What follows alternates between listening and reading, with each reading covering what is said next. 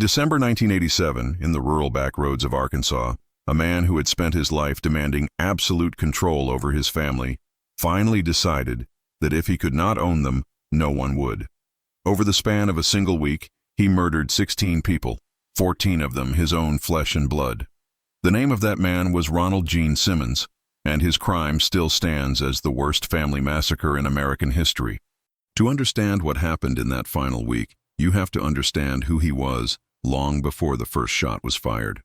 Ronald Gene Simmons was born on July 15, 1940. As a young man, he joined the U.S. Navy, later transferring to the U.S. Air Force. For nearly 20 years, the military gave him exactly what he craved: structure, hierarchy, and the authority to command others. During those years, he married Becky and began building a large family, children who would grow up constantly moving from base to base, learning early that their father's temper and rules were not to be questioned. To neighbors on base, Simmons looked like a strict but ordinary military father. To his family, he was a controlling tyrant. His word was final. He did not tolerate backtalk. Affection was scarce. Punishments were severe. That environment of fear became the air his wife and children breathed every day. At some point, the control crossed a line into pure evil. While the family lived in New Mexico, Simmons began sexually abusing his daughter Sheila. The abuse continued until she became pregnant. When Sheila gave birth to a girl named Sylvia, the family presented Sylvia to the world as Ronald's granddaughter. In reality, she was both granddaughter and daughter, born of incest. Eventually, the secret came out. Authorities learned of the abuse. Sheila, under enormous pressure, testified about what her father had done. The case reached court. The man who had built his entire identity on being the head of the house, the ruler of his tiny kingdom, now had his most depraved acts written into the permanent record of a courtroom. For someone like Simmons, that exposure was intolerable. Rather than face full legal consequences, he ran.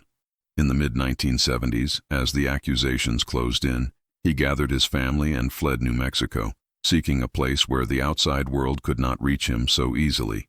He found it in Pope County, Arkansas, near the small town of Dover. There, away from neighbors, away from co-workers, away from courts and judges, he created his own little fortress, a place called Mockingbird Hill. It wasn't a house in the traditional sense. It was a collection of mobile homes and sheds slapped together into a crude L-shaped structure. There was no real plumbing. Conditions were harsh and crowded. But for Simmons, it was perfect. Isolation meant control. The fewer eyes on his family, the more absolute his dominance could be. At Mockingbird Hill, life revolved entirely around him. He controlled every dollar that came in. He decided who could visit and when.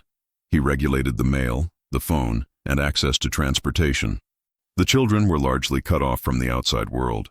They were homeschooled or attended school under tightly controlled conditions. Friends were rare. Visitors were rarer. The incest with Sheila did not stop right away, even in Arkansas. For years, she remained trapped under his thumb. But as she grew older, she found ways to resist. Eventually, she escaped, married a man named Dennis McNulty, and built a new life away from her father. Most importantly, she told the truth.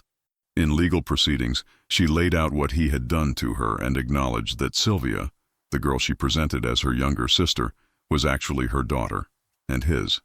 For Simmons, this was not just humiliation. It was a direct challenge to the fantasy that he was the unquestioned ruler of his family. His pride, his sadistic sense of ownership, and his delusional belief that he somehow knew best for everyone. Everything was undermined. In his mind, his once obedient family had become a collection of traitors. Over the following years, he withdrew deeper into himself and deeper into the isolation of Mockingbird Hill. He quit jobs or was fired from them. He bounced between low-paying positions, often clashing with supervisors. Each conflict added to his list of grudges: bosses who disrespected him, co-workers who lied about him, women who had rejected his advances, a justice system that had dared to expose him. He began to talk more often about how the world was against him. He drank more. He monitored his family more closely. He cut off what little remained of their outside contact. And slowly, he began to prepare something final. One of the most chilling signs came when he instructed his children to dig a large pit somewhere on the property. He told them it was needed for a new septic system or an outdoor latrine. They dug, trusting their father's explanation. Years later, investigators would stand over that same hole and realize what it truly was. Not a part of a plumbing project, but a pre-dug grave. By December 1987, Simmons was a man who had lost his career, his reputation, and, most importantly in his own mind, his grip on his family. He saw his wife as someone who no longer fully submitted. He saw the children who had left as traitors. He saw his former employers and co-workers as enemies. He nurtured all of that resentment in secret, and then he decided to act on it. December 22, 1987, was the day the private war in his head became a physical massacre. That morning, only 3 people were at home with him at Mockingbird Hill: his wife Becky, his eldest son, Ronald Gene Jr., and his 3-year-old granddaughter Barbara.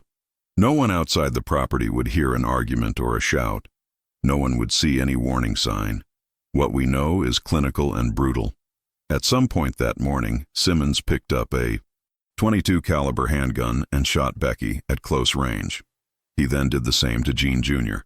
When both adults were dead, he turned on little Barbara and strangled the 3-year-old girl with his hands.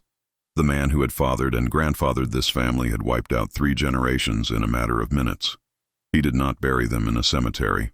He didn't call authorities. He didn't even try to hide what had happened from the law. Instead, he dragged their bodies outside to the pit his children had dug.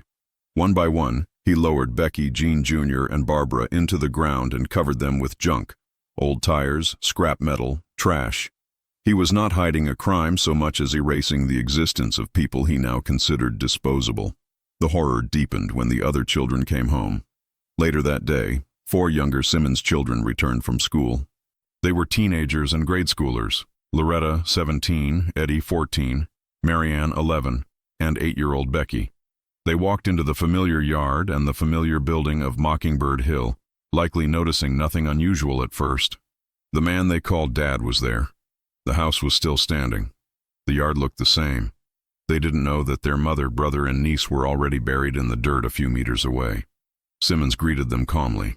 One by one, he called each child into a part of the house where they would be alone with him. There, without warning, he attacked. He strangled them or forced their heads under water in a large rain barrel or tub in a disused bathroom until they drowned. Struggling, pleading, confusion. None of it changed the outcome.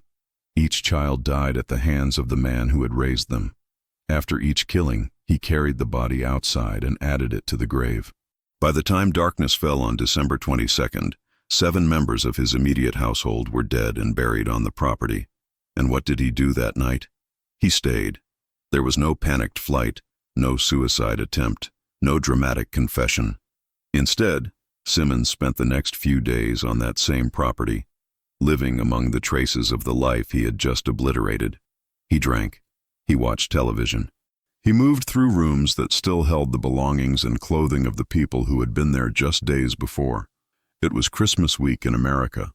Families were gathering, exchanging gifts, laughing, and taking photos. On Mockingbird Hill, wrapped in winter air and silence, their father was planning what came next.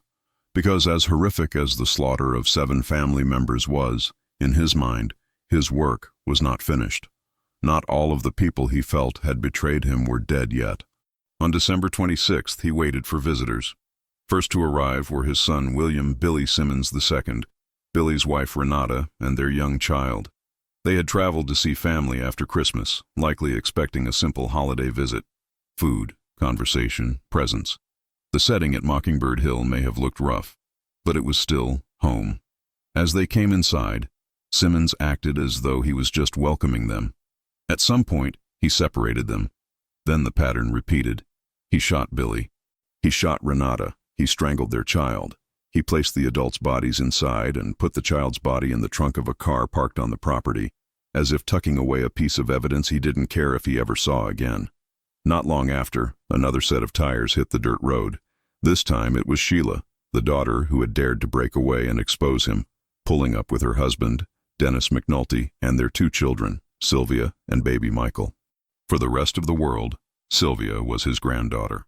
To him, she was also a living reminder of his crimes. When they stepped into the house, they were walking into a home that had already become a morgue. Again, there was no negotiation. At some point during the visit, Simmons pulled his gun, shot Sheila and Dennis, and then strangled 7-year-old Sylvia and 21-month-old Michael. Afterward, he arranged the bodies on the living room floor. He lined them up and covered them with coats and blankets, as if he were tucking them in for a final, grotesque sleep. Over Sheila, the daughter he had abused and then killed, he laid Becky's finest tablecloth, some twisted combination of respect, ownership, and control, maintained even in death. By the end of that day, December 26th, 14 people from the Simmons bloodline were dead because of him, his wife, 7 of his children, 2 in-laws, and 5 grandchildren. Up to that point, his violence had been inward, focused on the family he believed had turned on him. But there were others he held responsible too, people from his jobs, his community, and his past. He wasn't done. On December 28th, he got into his car and left the compound. His first destination was a law office in the nearby town of Russellville. Inside worked a woman named Kendrick, a former co-worker who had accused him of sexual harassment after rejecting his advances. In his mind, she had humiliated him, costing him status and employment. He walked into the office with a gun and shot her dead. From there, he drove to Taylor Oil Company, where he had also worked and clashed with supervisors. He opened fire, wounding his former boss and others. Then he continued on to a convenience store where he shot the owner, J.D. Chaffin, killing him, and seriously injured another man. To the people of Russellville, it looked like a sudden rampage. To Simmons, it was the final act of settling scores. Finally, he entered another office, one more place tied to his network of resentments. This time, he didn't pull the trigger. Instead, he brandished the gun long enough to ensure everyone knew who was in control, then handed it to an employee, sat down in a chair, and waited. When the police arrived, he surrendered without resistance. His week-long campaign of destruction was over. Back at Mockingbird Hill, officers and investigators were only beginning to discover what he had left behind. At first, authorities knew only about the victims in Russellville, but as they pieced together Simmons's family tree, and as relatives reported they had not heard from many Simmons family members over Christmas, suspicion shifted to the compound. When law enforcement arrived on the property, they found something that would haunt them for the rest of their careers. Inside the house, they came across bodies lined up in the living room, covered with coats and blankets. In another room, they discovered more victims. Outside, they popped the trunk of a car and found the tiny, lifeless body of an infant.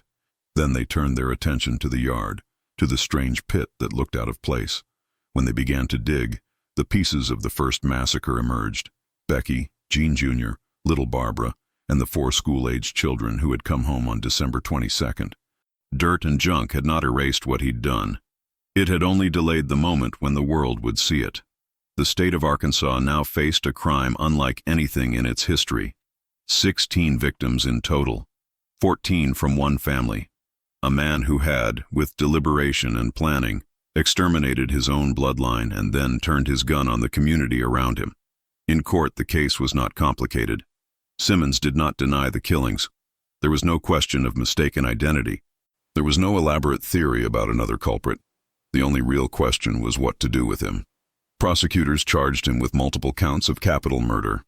He was tried first for the murders of family members and then for the killings in Russellville. Juries heard how he had killed a 3-year-old granddaughter, how he had strangled children one by one, how he had buried his wife and son in a hole he'd made the family dig, and how he had lined up his victims' bodies like broken dolls in his living room. They heard about the town shootings, the workers injured and killed in the final burst of public violence. It did not take long to reach a conclusion. He was guilty. He was sentenced to death. But unlike most death row inmates in the United States, Simmons had no interest in delaying his fate. He refused to allow his attorneys to file appeals on his behalf. He told the courts he accepted the sentence and wanted it carried out as quickly as possible. Anti-death penalty organizations tried to intervene, arguing that the state should not execute him without thorough review.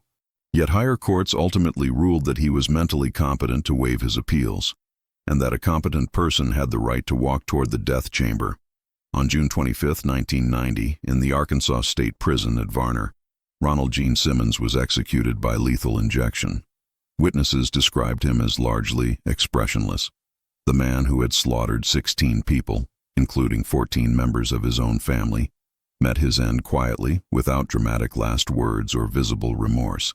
Today, the story of Ronald Gene Simmons is studied in criminology courses and dissected in true crime podcasts. It has been called The Devil of Pope County, The Mockingbird Hill Massacre, and America's Worst Family Annihilation. But behind every label is the same stark reality.